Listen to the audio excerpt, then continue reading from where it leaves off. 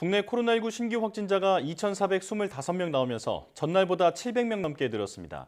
돌파 감염 증가와 함께 갈수록 감염 재생산 지수도 높아지고 있어 우려가 큰 상황인데요. 네, 자세한 상황 코로나19 브리핑에서 알아보겠습니다. 고려대학교 약학대학 김정기 교수 전화로 연결돼 있습니다.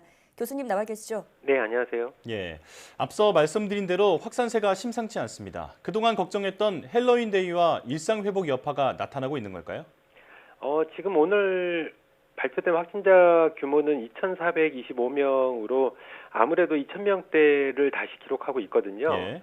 근데 지난주까지만 해도 제가 최근 증가세의 원인이 10월 방역 조치 완화 그리고 국민들의 경각심 완화가 그 원인이다 이렇게 말씀을 드렸는데 이번 주부터는 이러한 10월 말에 있었던 방역 조치 완화나 국민들의 경각심 완화 여파보다는 물론 그 연장선상에 어느 정도 여파는 아직 남아 있긴 한데 네. 이번 주부터는 사실상 11월 1일부터 시작된 단계별 일상 회복, 이른바 위드 코로나의 여파가 반영되는 시점이라고 생각을 하고 있거든요. 네. 이렇게 되면 당초 예상보다는 이 위드 코로나의 여파가 적은 것이 아니냐 이렇게 생각할 수도 있거든요.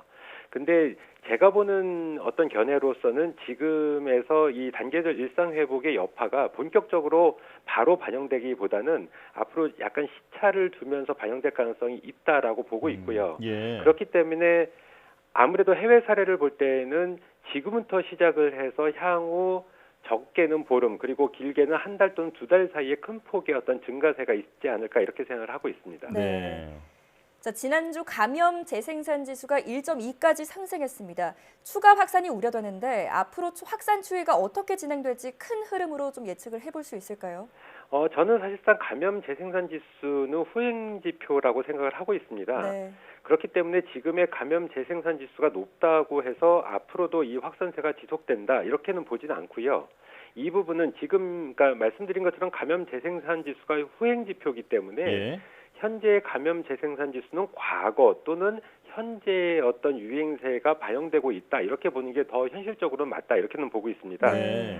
하지만 일단은 감염 재생산 지수가 2를 넘어섰다. 즉 현재로서는 1.2로 평가가 되고 있는데 이 부분은 상당히 우려스러운 부분 중에 하나다라고는 보고 있습니다. 예. 어쨌든 이러한 상황을 종합적으로 보고 그리고 감염 재생산 지표뿐만 아니라 다른 여러 가지 지표를 고려해보고 현재의 경향성을 볼 때에는 향후에 앞서 말씀드린 것처럼 지금 단계별 일상 회복 조치의 어떤 영향이 이제부터 시작이 돼서 향후에 급격하게 유행세가 증가하는 방향으로 가지 않을까. 그래서 개인적으로 볼 때는 11월 중하순 정도가 되면 굉장히 큰 폭의 유행세가 나타나지 않을까 이렇게 생각을 하고 있습니다. 예. 지금 흐름으로 봤을 때는 이달 말 정도 되면은 이제 크게 증가할 수도 있다. 이렇게 예측하고 계시는 건데요. 위중증 환자 수가 400명대를 유지하고 있습니다. 지금 서울과 인천 등 수도권 중환자실 가동률이 70%에 근접했는데요. 병상 부족 사태가 발생할 가능성도 있을까요? 일단 말씀하신 대로 현재의 코로나19 중환자 규모는 460명대를 보이고 있는데 사실상 국내 유행 이후 최다라고 볼 수는 있습니다. 네. 근데 전국적으로 볼 때 중환자 병상은 총 110여 개 병상을 가지고 있거든요. 근데 현재 병상 가동률은 11월 9일 5시 기준으로 볼 때는 57.2%로 지금 발표가 되고 있습니다. 예. 그러니까 아직까지는 여유가 있다라고 볼 수는 있지만 말씀하신 것처럼 수도권 병상만 놓고 볼 때는 70%를 넘어서고 있거든요. 예. 그렇기 때문에 현재 지금 남아있는 중환자 병상이 서울 같은 경우에는 240여 개, 경기도도 180개, 인천 같은 경우에는 50여 개 정도만 남아있다 이렇게 알려지고 있는데 네. 일단 당장은 어느 정도의 여유분이 있다라고 볼 수 있지만 현재 중환자가 증가하는 속도로 볼 때에는 그리고 앞서 말씀드린 것처럼 아직까지 중환자의 사례가 반영된 거는 위드 코로나 이전에 감염되신 분들에서 중환자가 발생하고 있다라고 볼 수가 있거든요. 예. 그렇기 때문에 본격적으로 단계별 일상이고 위드 코로나의 여파가 반영되기 시작하면 빠르게 중환자 병상이 어떤 가동률이 급격하게 감소할 가능성이 상당히 높고요. 이렇게 되면 수도권뿐만 아니라 전국적으로 볼 때에도 중환자 병상의 어떤 부족 문제는 조만간 발생할 가능성이 상당히 높다 이렇게 보고 있습니다. 예. 따라서 이러한 부분 때문에 어떻게 보면 조만간에 우리가 흔히 얘기하는 그러니까 비상조치, 이른바 서킷 브레이커가 발동될 가능성이 상당히 높다라고 볼 수가 있고요. 최근에는 뭐 서킷 브레이커의 기준이 뭐냐라고 하는 의문도 있는데 네. 일단 이러한 부분의 어떤 가능성이 상당히 높다라고 보고 있고 이러한 의미에서 어떻게 보면 지금이 폭풍 전야가 아닐까 이런 생각을 개인적으로 가지고 있습니다. 네. 병상 부족 사태에 대한 좀 대책을 구체적으로 마련을 해야겠습니다. 자, 또 다른 부정적인 지표로는 최근 2주간 확진자의 절반 정도가 돌파 감염 사례인 것으로 나타났습니다. 이 정도면 백신 효과가 심각하게 떨어졌다고 볼 수 있지 않나요? 일단 말씀하신 것처럼 최근 2주간 신규 확진자 중에서 48.1%가 돌파 감염으로 알려지고 있고요. 예. 이 중에 위중증 환자 비율도 38% 정도가 된다라고 알려지고 있거든요. 네. 즉 위중증 환자의 38%가 접종 완료자 중에서 발생하고 있다. 이 부분은 상당히 심각한 부분이다라고 생각을 하고 있습니다. 그렇기 때문에 이러한 지금 현재의 위중증 환자의 상당 부분을 차지하고 있는 부분이 대부분 초기에 접종을 받으신 60대 이상의 고령층에서 발생하고 있다라고 하는 부분이고요. 네. 그렇기 때문에 이러한 부분을 볼 때에는 백신 효과가 빠르게 감소하고 이러한 부분들이 반영되면서 위중증 환자가 증가하고 있지 않나 이렇게 생각을 하고 있습니다. 예. 따라서 60대 이상의 고령층에 대한 조기 추가 접종이 필요하지 않을까 이렇게 생각을 하고 있고 그래야지만 우리 방역당국에서 생각하고 있는 진정한 의미의 위드 코로나 시행에 의미가 있지 않을까 이런 생각을 가지고 있습니다. 예. 네. 접종한 지 오래된 고령층에서 감염이 확산하고 있기 때문에 추가 접종을 서둘러야 한다 이렇게 정리할 수 있겠습니다. 자, 유럽연합이 머크앤컴퍼니 MSD의 코로나19 경구용 치료제 사용을 최대한 신속히 권고할 것이라고 밝혔습니다. 지금 우리 정부가 MSD와 화이자의 먹는 코로나19 치료제를 모두 27만 명분을 계약한 상태로 알려졌는데요. 이게 게임 체인저가 될 수 있을까요? 글쎄요. 지금 단계에서는 아직은 의문점이 그러니까 물음표다 이렇게 생각을 할 수가 있습니다. 네. 그 이유 중에 하나는 지금 머크의 몰루피나비르 같은 경우에는 일단 안전성 문제가 완전히 해소되지 않았다 이렇게 볼 수가 있습니다.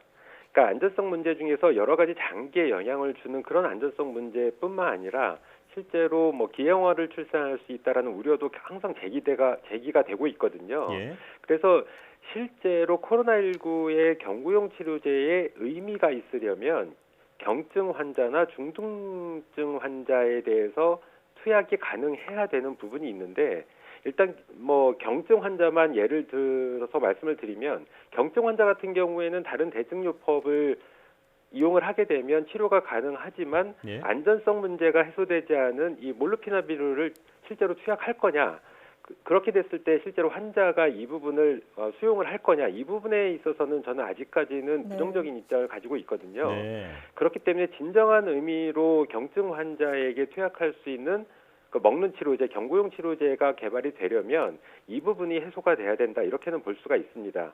다만 상대적으로 화이자의 경구용 치료제 같은 경우에는 효능 부분에 있어서도 머크의 몰루피나비르가 한 50% 정도의 치료 효과가 있다라고 하면 화이자 같은 경우에는 89%라고 자사가 지금 얘기를 하고 있거든요. 네.